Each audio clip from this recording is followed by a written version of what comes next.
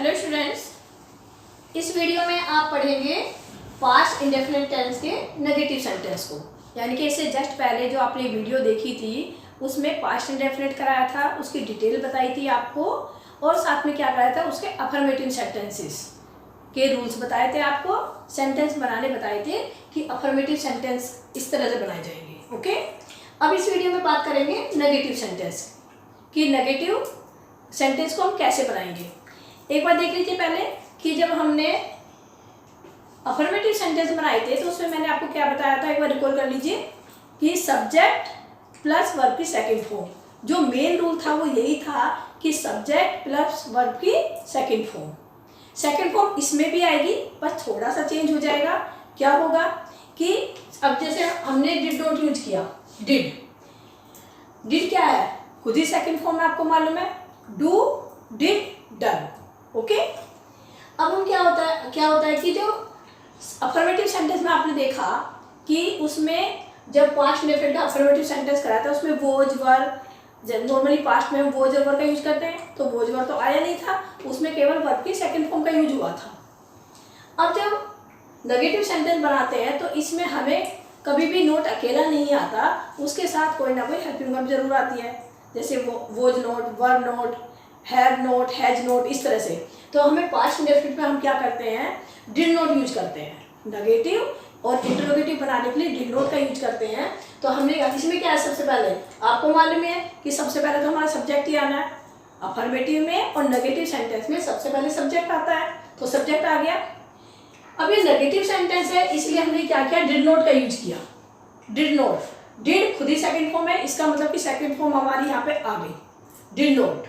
अब जहाँ भी सेंटेंस में डिड नॉट यूज हो जाता है तो फिर हम वर्ब की फर्स्ट फॉर्म का यूज करते हैं, सेकंड का नहीं करते। बस यही है, बच्चे जो मिस्टेक करते हैं वो यही करते हैं कि डिड नॉट भी लगा देंगे और साथ में वर्ब की सेकंड फॉर्म भी लगा देंगे। जब डिड नॉट आ गया यानी कि वर्ब की सेकंड फॉर्म ऑलरेडी एक बार आ चुकी तो दूसरी बार नहीं आएगी, ऐसे याद कर लीजिए। फिर वर्ब की सेकंड फॉर्म आनी है, तो मेन रूल आपका यही है यहाँ से यहाँ तक कि डिड नॉट प्लस वर्ब की फर्स्ट फॉर्म, सेकंड फॉर्म नहीं है, फर्स्ट फॉर्म, फिर ऑब्जेक्ट, उसके बाद अगर सेंटेंस में गिवन है तो, और अदर वर्ड्स। ये तो ऐसे ही है जैसे आपके अफर्मेटिव सेंटेंस में थे। ओके, बस ध्यान क्या देना है, डिड नॉट प्लस वर्ब की फर्स्ट फॉर्म, यहाँ पे ध्यान रखना है, यही माइंड में फिक्स कर लीजिए बस। फिर आपका सेंटेंस रॉन्ग नहीं होगा, सही होगा, रॉन्ग हो ही नहीं सकता फिर। ओके, एक बार देख लीजिए, सब्जेक्ट फिर डिड नॉट, सबके साथ सब्जेक्ट आपका सिंगुलर हो चाहे प्लूरल हो, डिड नॉट आएगा सबके साथ, फिर वर्ब की फर्स्ट फॉर्म, मेन चीज ये है। Okay students, I hope it is clear to you.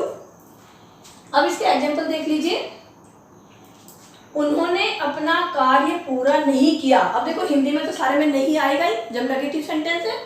उन्होंने अपना कार्य पूरा नहीं किया, अब उन्होंने के सब्जेक्ट क्या होगा, दे।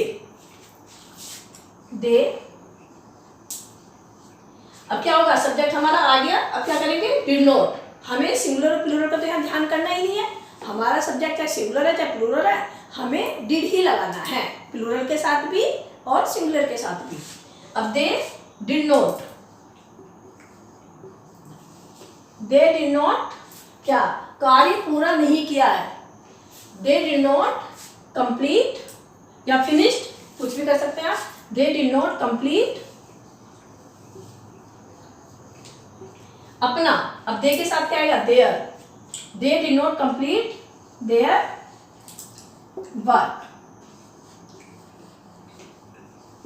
अब देख लीजिए, they did not complete their work, मैंने क्या किया, सब्जेक्ट लिया, फिर डिड नॉट लिया, फिर वर्क की फर्स्ट फॉर्म ली, यहाँ पे कंप्लीट, कंप्लीटेड नहीं किया क्योंकि डिड सेकंड फॉर्म ऑलरेडी आ चुकी है, डिड के साथ फिर वर्क की फर्स्ट फॉर्म ही आएगी और their work. Okay, they did not complete their work.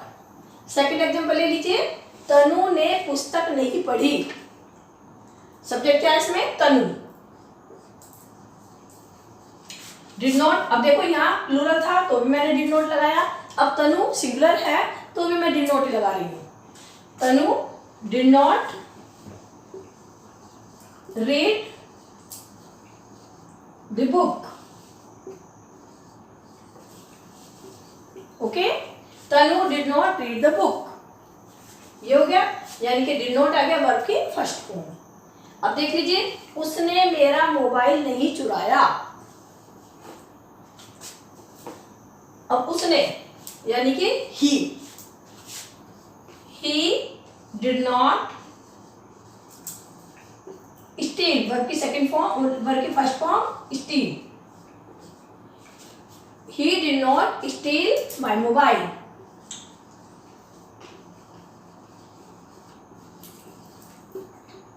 ये देख लीजिए, सब्जेक्ट आपका ही हो गया, फिर उसके साथ मैंने डिड नॉट का यूज किया, फिर वर्ब की फर्स्ट फॉर्म का यूज किया, और माई मोबाइल ये ऑब्जेक्ट हो गया इसका। सेंटेंस क्या बना आपका? He did not steel my mobile. Okay, next, मैंने झूठ नहीं बोला। मैं झूठ नहीं बोलती थी, यानी कि मैंने झूठ नहीं बोला, पास्ट में वर्ब कंप्लीट हो गया ये। मैंने झूठ नहीं बोला, सब्जेक्ट क्या है इसका आपका? I did not tell a lie। अब देखिए, I did not tell a lie।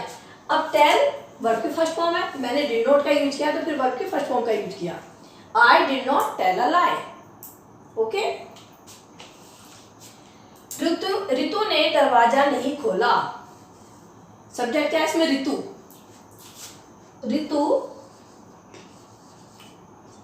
did not open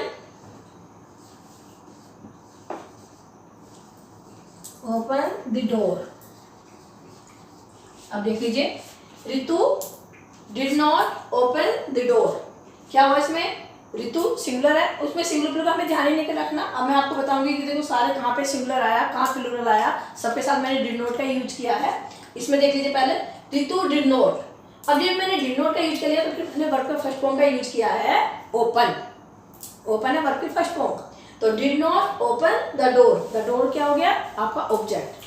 तो रितु आपका सब्जेक्ट हो गया, फिर डिड नॉट यूज हुआ, फिर वर्ब की फर्स्ट फॉर्म यूज हो गई, और फिर आपका ये ऑब्जेक्ट हो गया। इस तरह से सेंटेंस आपका ये क्लियर हो गया और आपका सेंटेंस पूरा हो गया। ये देख लीजिए, देखो यहाँ पे दे आया, प्लूरल है तो भी मैंने डिड नॉट लगाया। यहाँ पे तनु सिंगुलर है, डिड नॉट लगाया मैंने तब भी।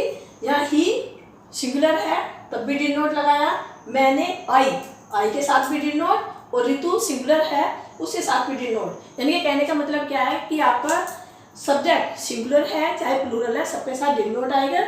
और जब डिड नॉट आ जाएगा, जब आपने डिड नॉट का यूज किया है, फिर वर्ब की फर्स्ट फॉर्म आएगी। गलती से भी आप वर्ब की सेकंड फॉर्म का यूज नहीं करेंगे। अगर ये बात आपकी समझ में आ गई तो बेटा इसमें फिर कोई प्रॉब्लम ही नहीं है, ये क्लियर होगा, फिर आप मिस्टेक नहीं करेंगे, इजीली आप इस सेंटेंस को बना लेंगे इनको। Okay, I hope it is clear to you. Thank you very much.